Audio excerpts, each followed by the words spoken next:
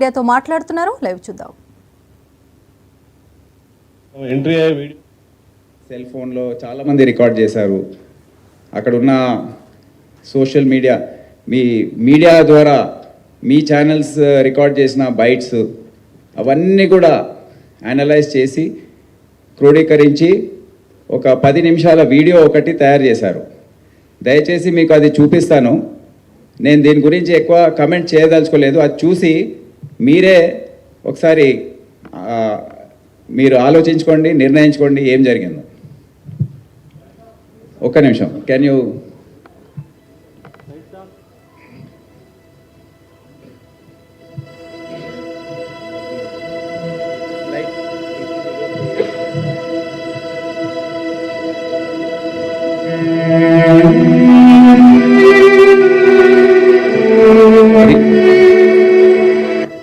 Replay రెడీయా?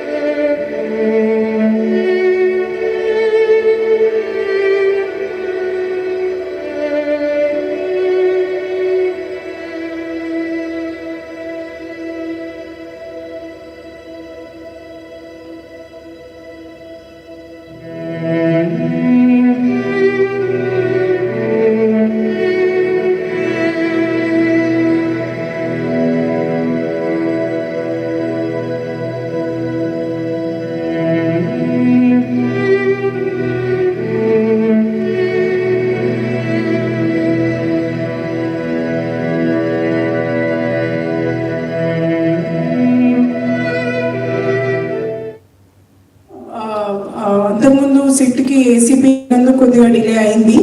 అయితే ఈ కేసుని రివ్యూ చేసి ఆ మిగతా 2 కేసెస్లో కూడా ఫైనల్ స్టేజ్లో ఉంది. మాకు ఎప్పుడు ఈ ఫేక్ సర్టిఫికేట్ కేసు సిట్కి సెపరేట్గా రిఫర్ అవుతుంటే ఆ కేసెస్లో ఉన్న అందరినీ ఇంక్లూడింగ్ ఎవ్రీ చిన్న పార్ట్ ఉన్నా కూడా డెఫినెట్లీ అందులో అరెస్ట్ చేయడం జరుగుతుంది. ఈ కేసు కూడా తొందరలోనే ఫైనల్ స్టేజెస్లో తీసుకొచ్చి ఛార్జ్ షీట్ కూడా వేయడం జరుగుతుంది.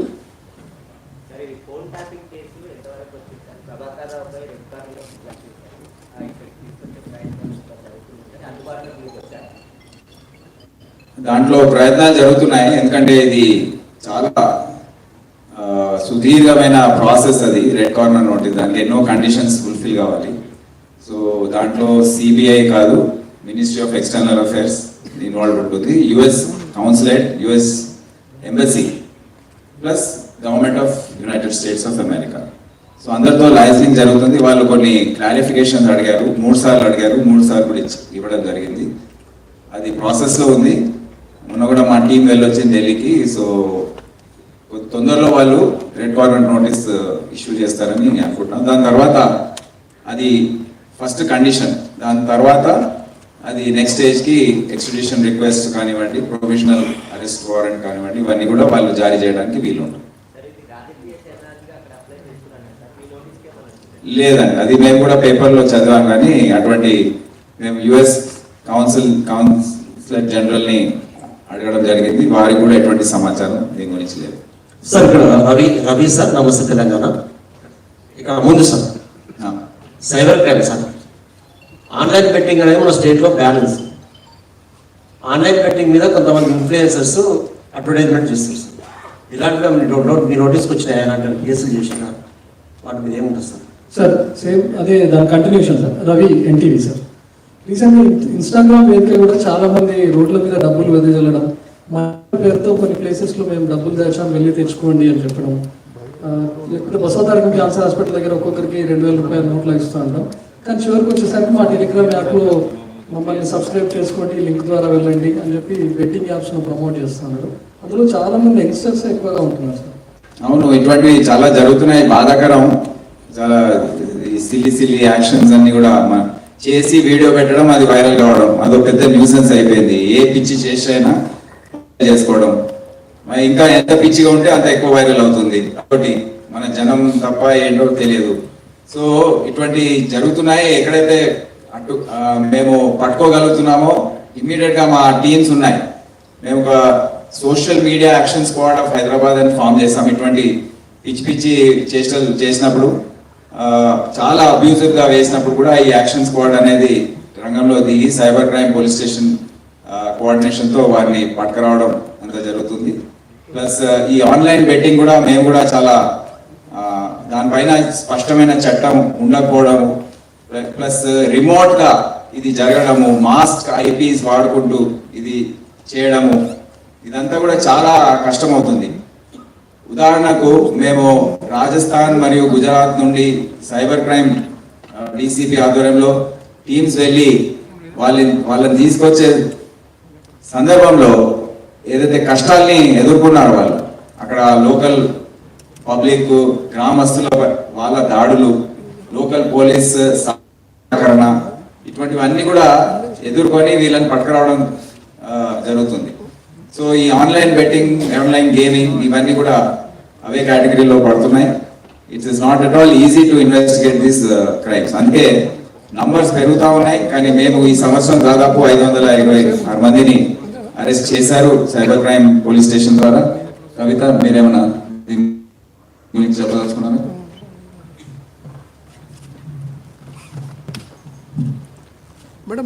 మేడం మధ్యలో మేడం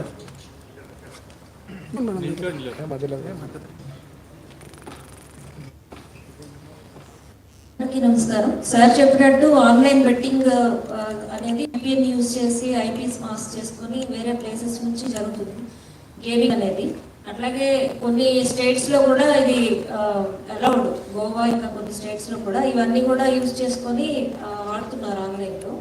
మళ్ళీ మన దగ్గర నుంచి ప్రివెంట్ చేయడానికి అవేర్నెస్ చేయడమే కాకుండా మనకు వచ్చిన కంప్లైంట్స్ మీద కేసెస్ చేసి ఇన్వెస్టిగేషన్ కూడా చేస్తున్నాము.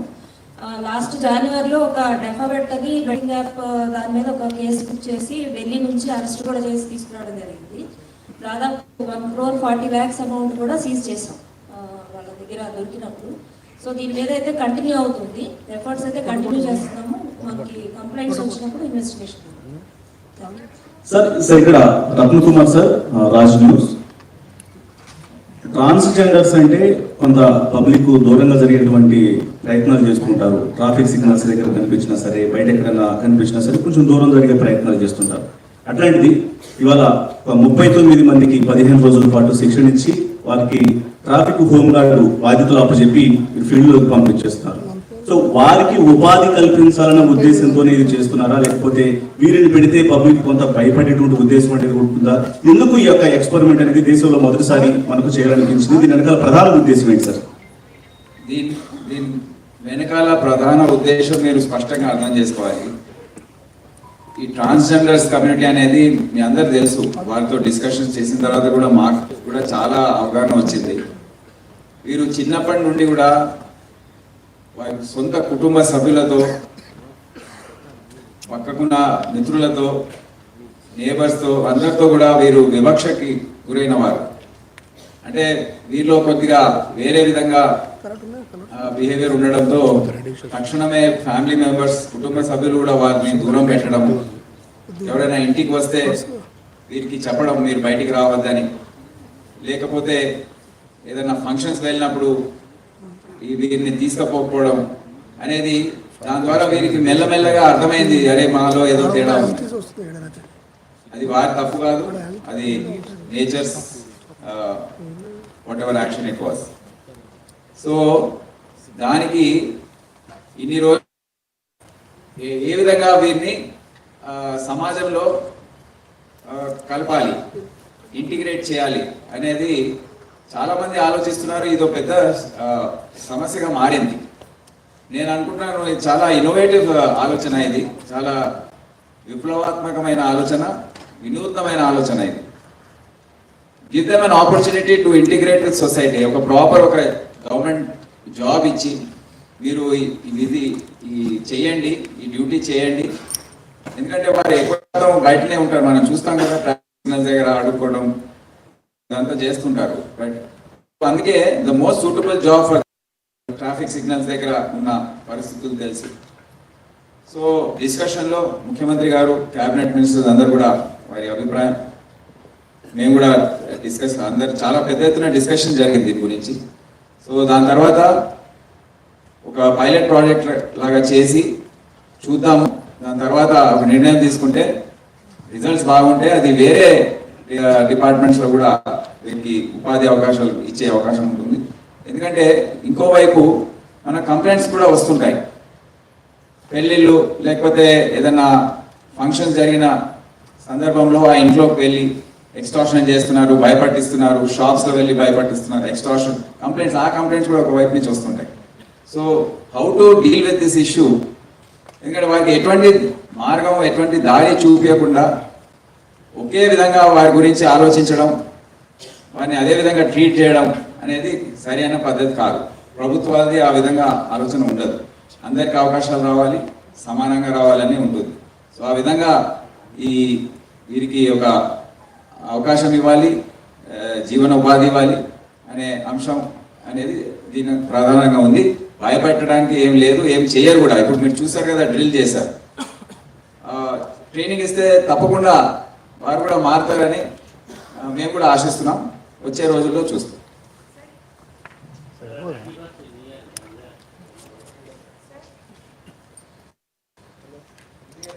ఇక చాలండి. సార్ 31st ఎవ్రీ ఇయర్ వస్తుంది. ఎవ్రీ ఇయర్ మేము అదే చెప్తాము, మీరు అదే అడుగుతారు. సార్ చాలా ఛేదించారు సార్. హియర్ డ్రగ్స్ కేసుకు సంబంధించి చాలా మంది అరెస్ట్ చేశారు, కొన్ని కోట్ల రూపాయల వరకు కూడా అది రికవరీ చేస్తున్నారు. కానీ వీసా గడువులు ముగిసిన తర్వాత కూడా పారామాన్ కాలనీ లాంటి ప్రదేశాల్లో చాలా వరకు లైసెన్స్ వస్తున్నారు, ఉంటున్నారు. వాళ్ళు ఇక్కడ కొంతమంది డ్రగ్స్ కూడా సప్లయర్ గా చేస్తూ ఉన్నారు. సో వీటికి సంబంధించి ఫర్దర్ గా ఏ విధంగా ఉండబోతుంది సార్ మీ యాక్షన్ కావచ్చు? అదే ఇప్పుడు వచ్చే సంవత్సరంలో దీనిపైన ఉక్కుపాదం మోపుతామండి తప్పకుండా. ఎస్పెషలీ నైజీరియన్స్, ఆఫ్రికన్స్ వారి ద్వారా సమస్య ఎక్కువగా ఉంటుంది. సో మాకు ఇన్ఫర్మేషన్ ఉంది. సో వారిని డిపోర్ట్ చేయడం అనేది కూడా ఒక పెద్ద ప్రాసెస్. అది చాలా లెంతీ ప్రాసెస్, కాస్ట్లీ ఎఫైర్. అది మా భారం అంతా మా పైనే పడుతుంది. సో ఇవన్నీ కూడా ఆలోచించి ఏ విధంగా చేయాలి, ఎందుకంటే ఇది దేశవ్యాప్తంగా ఉన్న సమస్య. ఏదో కేవలం హైదరాబాద్లో నైజీరియన్స్ ఉన్నారని కాదు, ముంబై, బెంగళూరు, గోవా, ఢిల్లీ ఇటువంటి పెద్ద పట్టణాల్లో చాలా మంది చేరుకున్నారు. అది international relations between India and African nations సంబంధించిన ఇష్యూ, మ్యాక్రో ఇష్యూ అది. సో అందుకే సెంట్రల్ గవర్నమెంట్ కూడా ఒక స్థాయి వరకు యాక్షన్ తీసుకునే వారికి సత్తా ఉంది. దాన్ని దాటి యాక్షన్ తీసుకుంటే చాలా మంది భారతీయులు ఆఫ్రికన్ నేషన్స్ లో నివసిస్తున్నారు, బిజినెస్ చేస్తున్నారు. సో వారిపైన ఏమైనా ఎఫెక్ట్ ఉంటుందా అనేది కూడా దేశ స్థాయిలో ఆలోచించే అంశం. అందుకే the actions are not as we have wanted. మేము ఏదే స్థాయిలో మేము అనుకుంటున్నామో అది ఆ స్థాయిలో మేము ఆపరేట్ చేయలేకపోతున్నాం. కానీ తప్పకుండా వారిని అడ్డుకట్ట వేయడానికి ప్రణాళిక సిద్ధం చేసాం, అది అమలు చేస్తాం. ఇంకోటి జస్ట్ ఆ బౌన్సర్స్ గురించి ఒక విషయం మీరు చూసారు కదా, బౌన్సర్స్ పోలీస్ వారిని నెట్టేయడం అందరినీ. సో బౌన్సర్స్ అందరు కూడా వార్నింగ్ ఇవ్వదలుచుకున్నాను. ఈ బౌన్సర్ సప్లై చేసే ఏజెన్సీస్ ఎవరైతే ఉన్నారో వారికి నేను వార్నింగ్ ఇస్తున్నాను, మీరు జాగ్రత్తగా ఉండండి. నెక్స్ట్ టైం నుండి ఈ బౌన్సర్స్ ఎక్కడైనా మిస్బిహేవ్ చేసినా, పోలీస్ ఆఫీసర్స్ యూనిఫామ్ లో ఉన్నప్పుడు వారిని ముట్టుకున్నా వారిని వదిలేది ప్రసక్తే ఉండదు. ఏ విధంగా అయితే తోసేశారు పోలీస్ ఆఫీసర్స్ ని మీరు చూసారు కదా వీడియోస్ లో, పబ్లిక్ ని తోసేశారు. వాళ్ళే గేట్స్ ఓపెన్ చేస్తున్నారు, వాళ్ళే క్లోజ్ చేస్తున్నారు, వాళ్ళే అన్ని చేస్తున్నారు అక్కడ. సో ఈ విధంగా వ్యవహరిస్తే మళ్ళీ లా అండ్ ఆర్డర్ పోలీస్ ఏం చేస్తుందని it's becoming a challenge. So ఇప్పటి నుండి విఐపీస్, వివిఐపీస్ ఎవరైనా కానివ్వండి, పూర్తి బాధ్యత వారిదే.